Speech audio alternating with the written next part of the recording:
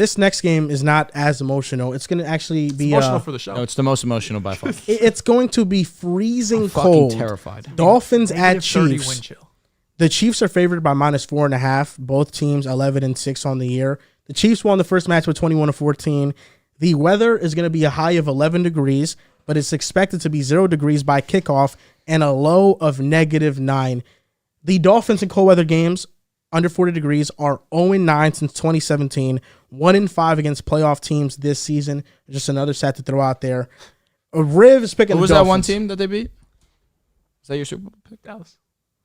The Cowboys. Oh, Okay. got it. On the road Cowboys, not the home Fraudulent Cowboys. Cowboys. There's two different Cowboys. Noted. I mean, listen, to me, this is not a debate on who I'm going to pick. I know. I'm picking the Chiefs. Got it. And the reason I'm picking the Chiefs is There's really no because explanation He's got no needed. stats. He's No just saying the explanation Chiefs needed. are there is a bunch of stats to back up my claim. Not the offensive For ones. one, on offense, I don't know why we continue to treat the Chiefs like they're the 30th ranked offense in the NFL. Because it's They fun. are not. They are an average offense. They aren't groundbreaking. But in order to get this offense going, Andy Reid has to run the ball. And the Chiefs run the ball very well. And in a cold weather game like this, I'm not a big fan of cold weather games. I think it doesn't give an advantage to either team, No. frankly speaking. It just makes us watch football that's not played at the highest level because of the real temperature. football, man. Come on. I understand it. I understand Boomer. people's fascination with it. But It's supposed to be paid. this type of game is going to be won in the trenches. And when you talk about the defensive line and the offensive line for the Chiefs, I just think they're a much more physical team up front. They will be able to run the ball. I think Mahomes, all year long, he's been dinking and dunking his way down the field. I think he's going to do that this game. And the biggest factor in why the Chiefs are going to win is because they're going to get pressure on Tua. Yep. And when you get pressure on Tua, the offense is completely different.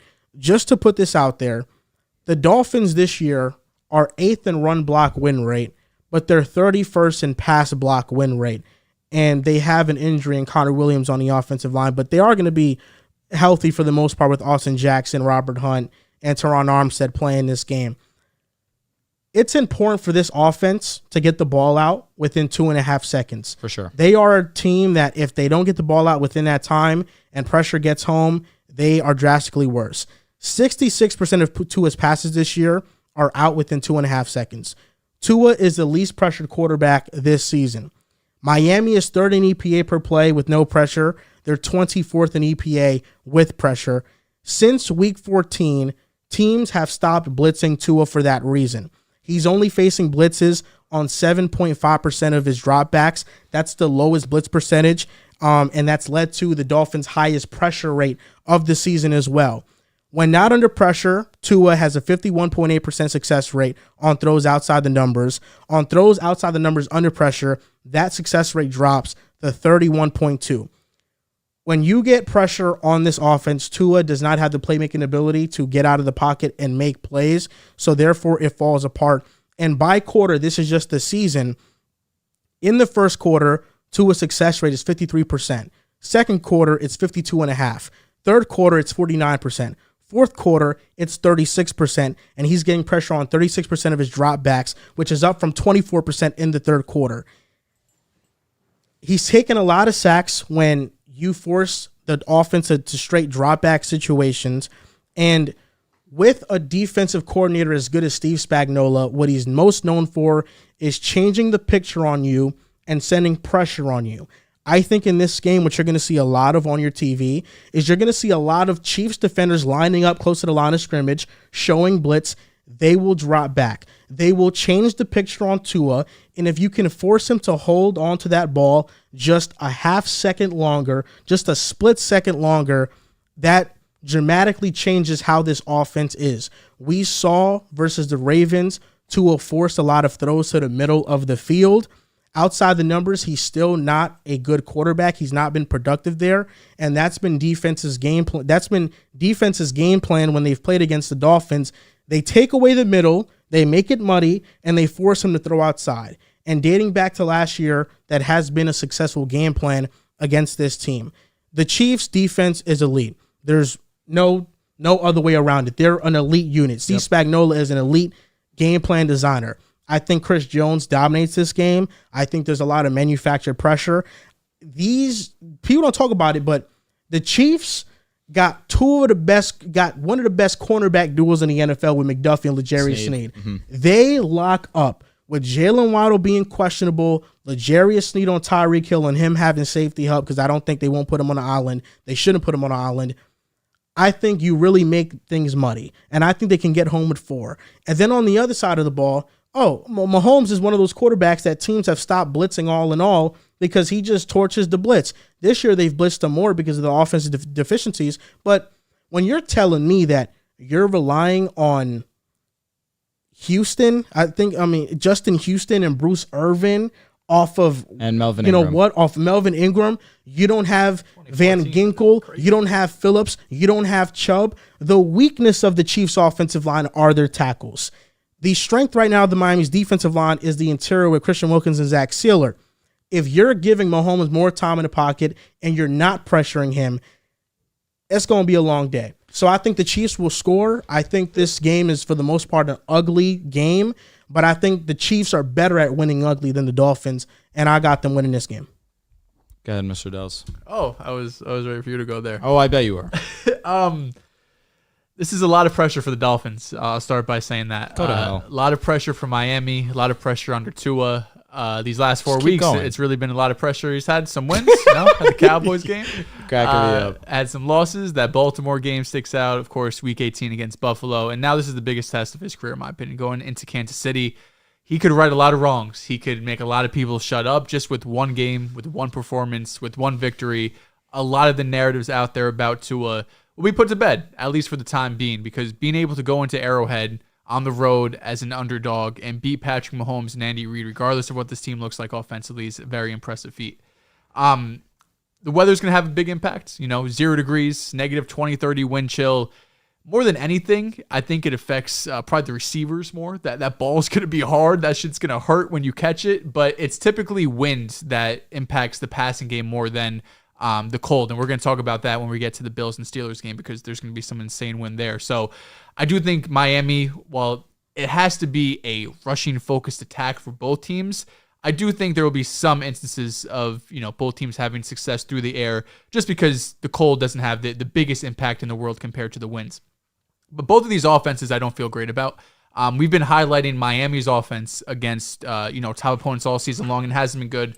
20 against the Bills, 17 against the Eagles, who at the time were a contender, 14 against the Chiefs, 22 against the Cowboys, 19 against Baltimore, 14 against Buffalo. Truth of the matter is, though, when the Chiefs go up against contenders too, their offense is averaging under 19 points per game. So neither of these teams offensively, when they're going up against top-tier opponents, have been that impressive. And on paper, Miami's rushing attack, I feel better than. Right? You get Mostert back. He's questionable, but I'm expecting him to play. Achane has been sensational. I want to say he's still number 1 in yards per carry out of all running backs in NFL history. I think he set the record, with 100-plus carries. He's been unbelievable. And that ability to have Mostert and Achane that you could kind of get cheap touchdowns out of, right? Yep. Where Achane, they always do these little either misdirections or pitches, and he could just take that ball and house it 80 yards. The Chiefs don't really have that player, in my opinion, right? I think they wanted to be Kadarius Toney a year ago that could have that big breakaway ability, but Pacheco's just not that type of running back, right? He's going to ground you. He's going to be breaking tackles, getting 7-8 yard gains, but he's not the type to take a ball 70 yards and be able to score a touchdown on it. This is a tough game. I do think Kansas City wins. Being at home at Arrowhead is the biggest advantage. That's why I've been saying all season long, really this last month or two, when Miami was in control for the number 1 seed, where they what's the saying? They controlled their own destiny to get the number 1 seed. It was the most important for Miami out of all of the teams in the NFL, in my opinion, to get home field advantage, because playing at Miami is playing like nowhere else, at least in the AFC, because you don't got a lot of dome teams, you don't got a lot of warm weather teams. It's a lot of northeast and cold, and in this case, Kansas City, another really cold area. So the Dolphins kind of made their bed. Now they got to sleep in it. Going into Arrowhead, Patrick Mahomes has lost, 1 career game against Joe Burrow 2 years ago. But other than that, he's been undefeated. So I do think, or they lose to Tom Brady. My apologies. 2 losses at home. Lost to Tom Brady and Joe Burrow. GOAT and then one of the best. I do think Kansas City finds a way to pull out this game. I think it's going to be ugly. I think it's going to be low scoring. Both ground games have to show up. But for Miami, they need to prove it to me to be able to do it outside in a hostile environment like this before I could take them over Patrick Mahomes and the Chiefs. How many Tua underthrows do we see in this game? At least 2. Okay. 2, 3. Just 2. 4. How many underthrows does he have this season? I think he had like about 3 against the Bills. 3? Yeah. Read a goddamn book. I'm be honest, but gentlemen, we started talking about this and my stomach hurts. I don't feel good. Not even a little bit. My mind's telling me the Chiefs. Let's just go through the laundry list of players that probably won't play. Xavier Howard already ruled out. You mentioned Van Ginkel, Jalen Phillips, Bradley Chubb, shelled for the season. Absolutely gutting. Let's just look at the injury report. Thankfully, Devon Achane, he logged a full practice. He'll probably be good to go. Leon Eichenberg, same for him. Teron Armstead, like you mentioned, he'll probably be good to go. Robert Hunt, too, I think. Right? Robert Hunt, which is huge. You're going to have Austin, Robert, and Teron. The offensive line's healthy outside of Connor. Correct, which is, it sucks, but Liam is going to go out there and do his best. Jalen Waddle was limited last week, was limited this week. I believe he'll play. But like Joel just mentioned, I think the big piece to this is Raheem Mostert. You get Raheem, you get Devon, the two of them together. I feel more comfortable with them in their run attack as opposed to the Chiefs, who can run in their own right for sure. I just can't feel as confident as I once did with the Dolphins' rush defense. That was once one of the best rush defense in the league, but with all the injuries that we've seen, even with Zach, even with Christian Wilkins, it's just not having that same presence on the outside still hurts.